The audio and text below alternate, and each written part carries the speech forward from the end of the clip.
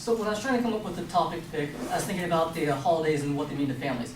So I decided to do mine on my favorite holiday. So today I'm going to talk about my favorite holiday, which is the opening day of buck season in Pennsylvania. Now you guys may not think that's a holiday, but in Pennsylvania it is. Schools close on the first Monday after Thanksgiving, and people take off work to go out in the woods and go hunting. The three main parts I'm going to talk about, which makes me like hunting so much, is spending time with my family, being outdoors, and the adrenaline rush you get when you see a buck through your scope. So this year, the Wild Game, Fish and Wild Game organization issued over 700,000 hunting licenses for deer. Each one of those 700,000 people got taken hunting one time by either a father, an uncle, or a grandfather, which shows how much hunting is involved in families.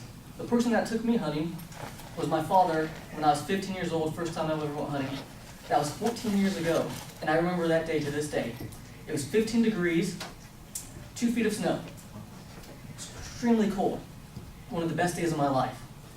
Because I got to spend time with my father, who is an engineer, so he travels a lot for his work. I wouldn't be able to spend much time with him because of it, because whenever we would be doing stuff, he'd get emails, phone calls he'd always have to take. And when we're hunting, there's no distractions, it's just you and him get to spend time in a tree stand. I also got to spend time with my uncles and get to know them better. Since I live in California and live in Pennsylvania, we don't get to spend much time together.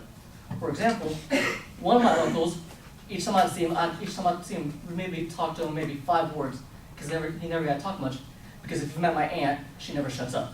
So I got to learn that he had a sense of humor because of hunting, which is very odd because he never talked around his wife. And an article I read is about family traditions in Pennsylvania deer season. Grandfathers take their grandchildren to buy the first gun, or it'll be the father that takes their children to buy the first gun. My dad bought me my first gun when I was 15. And I still have that gun to this day, and I look forward to buying my kids their first gun. And also, with going deer hunting with my dad, I never got to meet my grandfather. And because of this, I feel closer to him because I get to hunt in the woods he hunt and where he took my dad. Next I'm going to talk about is being in the outdoors. Living in California, we all live in big cities, we're all distracted.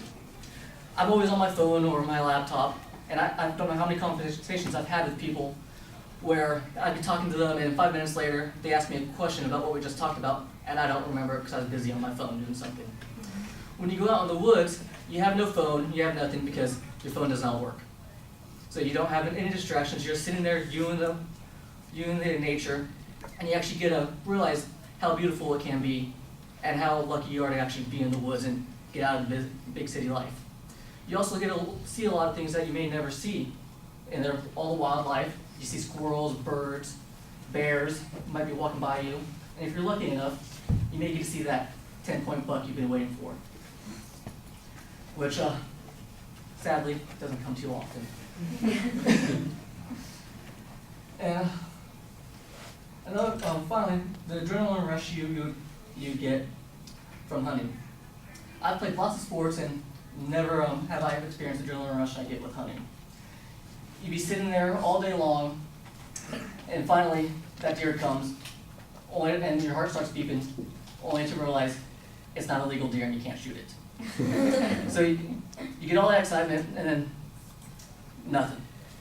And so you're sitting there, you could be sitting there all day, getting there from early in the morning. The moment you wake up, you're excited, you get there all day, and finally, that deer gets through your scope. You see that it's one that it's legal to shoot, and your heart's pumping. You're having trouble calming your breath down to line up your shot. And finally, you have the shot, you take the shot, and then you see the deer go down. You feel like your heart's going to explode out of your chest. It's one of the greatest feelings in the world that I've been able to experience. Luckily, I've been able to experience that with my dad, so it's made it even more special when I got my very first deer when I was 15 years old. So today I talked about what the holiday means to me with spending time with my family, what it means to be in the outdoors, and the adrenaline rush you get. Thanks.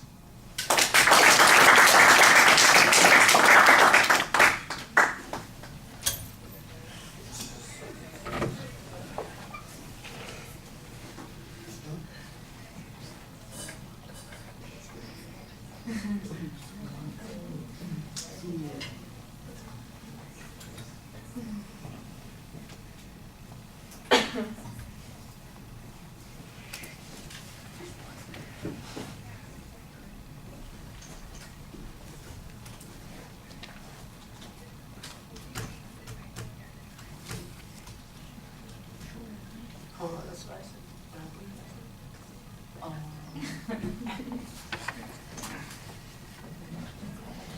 Mel, you here? Yes. What did you think? I thought it was a really good topic. I personally do want to go like hunting someday. I don't know when that's going to be, but someday. He had a really good structure, although he didn't, I don't know if anything was actually like research cited, you know. There was that. I like that he has a good voice. He's a good tone. I like that he has also like a bit of humor in it. It's always like somewhat entertaining to have like humor in it, you know.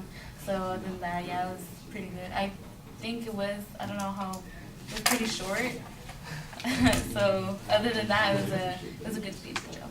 All right, well, I'll agree with most of your comments. It's organized. It's told in an interesting way. You get in some emotional elements to it.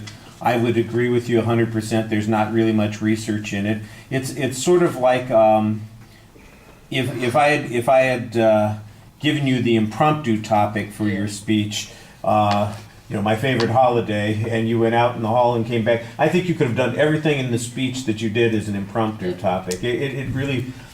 It's well put together, you've got all the basics there, but it doesn't really feel very substantive.